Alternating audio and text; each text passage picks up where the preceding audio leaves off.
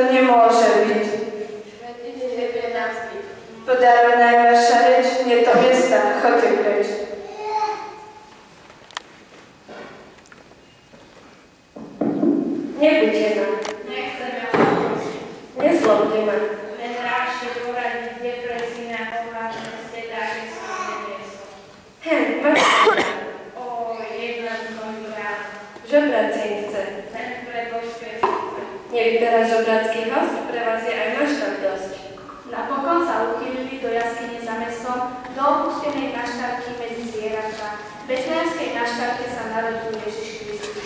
Pána Mária odvedla do plienok, uložila do jaskiek a k tomu spievala.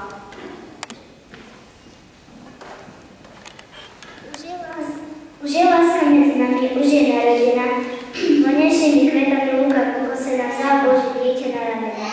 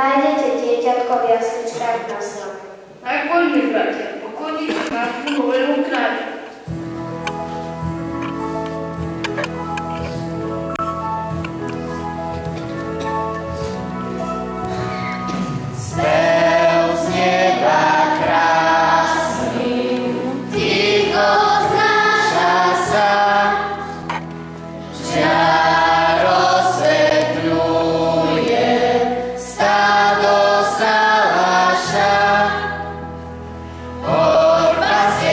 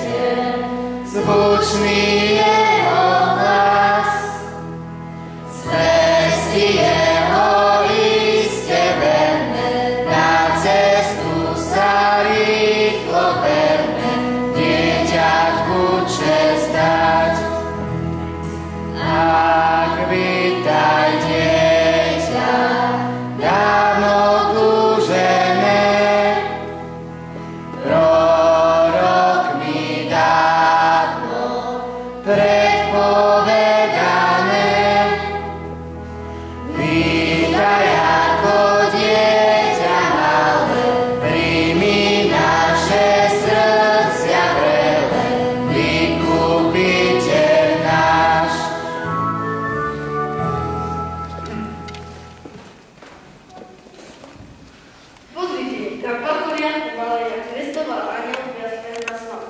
Tak teda pristúpte blíž k nemu, pokojte sa mu a dajte všetko.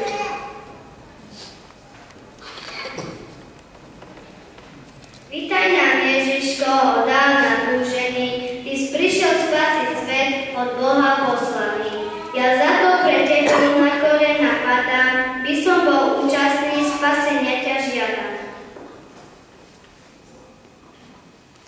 Tebe sa utekám, spasiteľu drahý, by som tiež dosiahol nebi života, pre ktorý prišiel si z nebeskej vysosti a sebou priniesol nám mnohé milosti.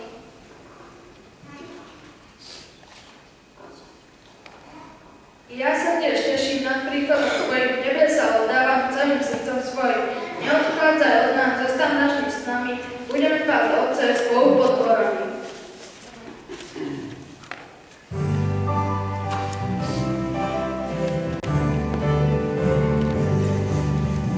Ježiško maličký, čože ti dám, ťažko je vyberať, keď málo mám.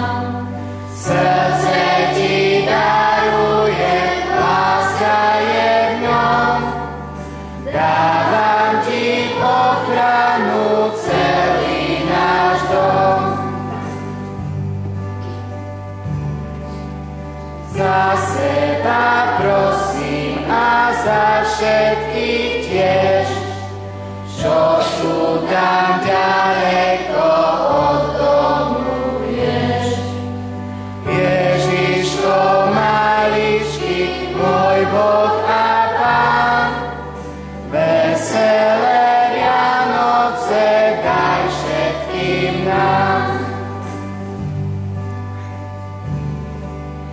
Požehnaj Ježiško i celý svet, lásky nech bratskej už rozkvitne kvet. Všetky nech národy velebia ťa, ochraň a žehnaj nás, Božie dieťa.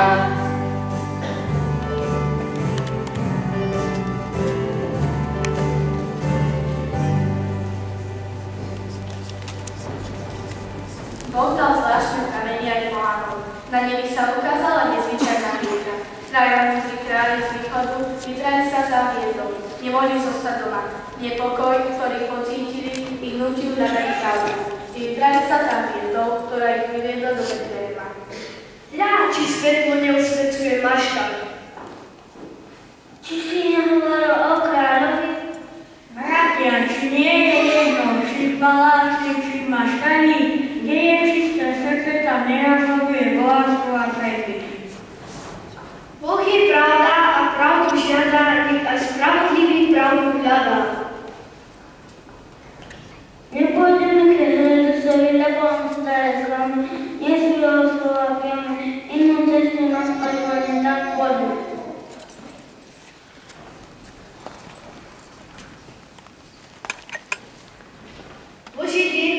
Boží dieťa si vládca neba i zeme. Náš Boh a Pán, prichádzame, aby sme ťa pozdravili a svoje dary ti odovzdali. Tu je zlato ako kráľ.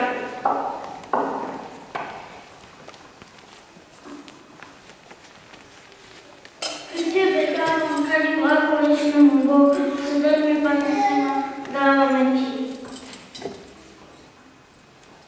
Tu pripomínam vzácne ako symbol nesmrteľnosti. Myšlienky a slova, životy a všetko, čo máme.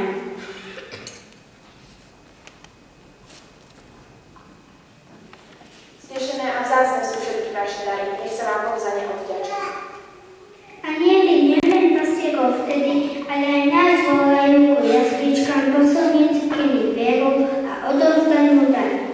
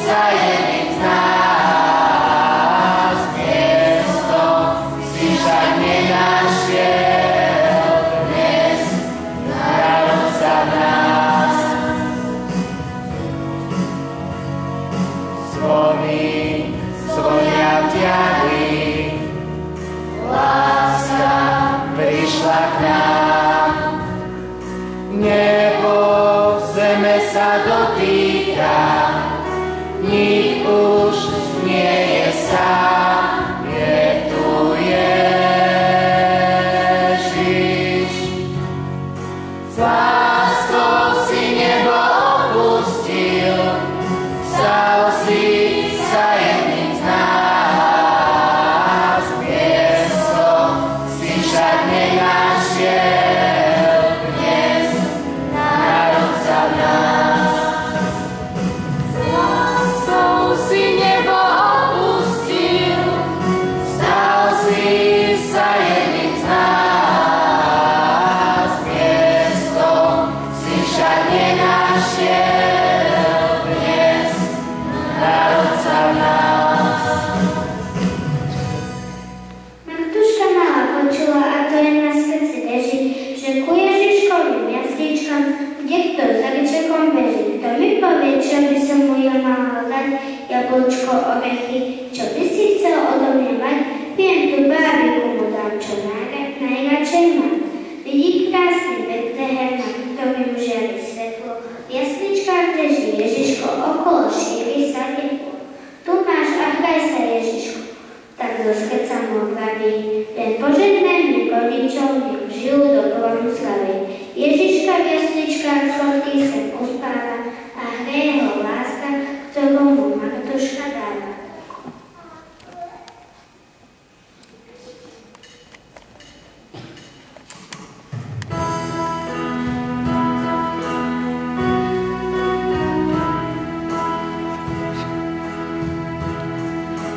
Dovolí mamička ísť ku dieťatku, chce mu len pošepkať modlitbičku krátku.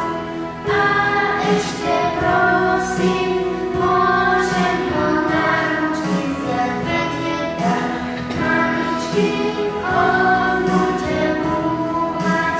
A ešte prosím, môžem ho na ručky vziať, veď je tak mamičky, on bude búhať.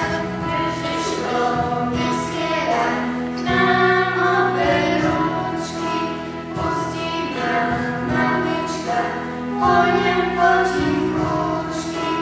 Tam pri jasličkách, ľahne si na kolenko, Ježiško, krížiček, dám mi na čielko. Tam pri jasličkách, ľahne si na kolenko, Ježiško, krížiček, dám mi na čielko.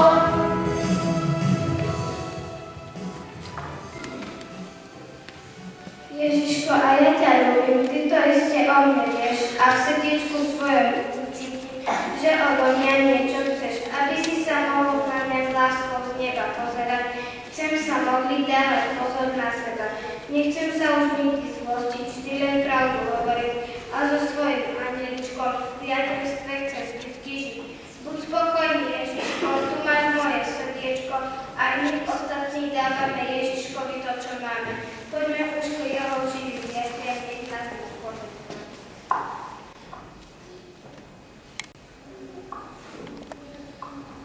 Pán s vami.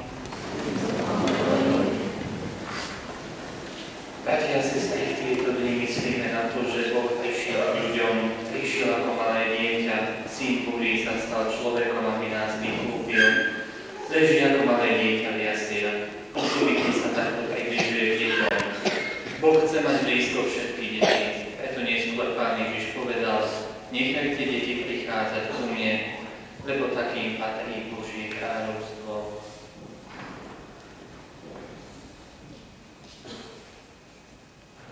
Volajme spoločne, ďakujeme, Pane Ježišu. Ďakujeme, Pane Ježišu. Milý Ježiš, Ty si priateľ všetkých detí, preto si nás pozval k sebe. Ďakujeme, Pane Ježišu. Ty si nám prislúbil, že deťom patrí Božie kráľovstvo. Ďakujeme, Pane Ježišu. Z lásky k nám si sa stal človekom a narodil si sa ako dieťa z Panny Márie. Ďakujeme, Pane Ježišu. Keď si sa stal dostojným, rozprával si nám o Tvojom a našom nebeskom Otcovi. Ďakujeme, Pane Ježišu. Ježišu, náš Spasiteľ, ďakujeme Ti za to, že nás tak veľmi miluješ. Tešíme sa, že stále na nás myslíš. My ťa chválime a velebíme, lebo Ty si Syn Boží a žiješ a kráľuješ na veky vekov. Amen. Pán s vami. I s duchom Tvojim. Nech Boh žehná tieto deti, aby si zachovali jasnú milosť a nevinnosť a tak raz vyznávali Krista slovom i životom. Amen. Nech Boh žehná rodičov týchto detí, aby boli prvými svedkami viery pre svoje deti a vychovávali ich podľa Kristovho evanjelia. Amen. Nech Boh žehná všetkých príbuzných týchto detí i prítomných veriacich, aby im svojim príkladom pomáhali na ceste spásy. Amen. Nech vás žehná všemohúci Boh, Otec i Syn i Duch Svätý. Amen. Iďte v mene Božom. Bohu vďaka.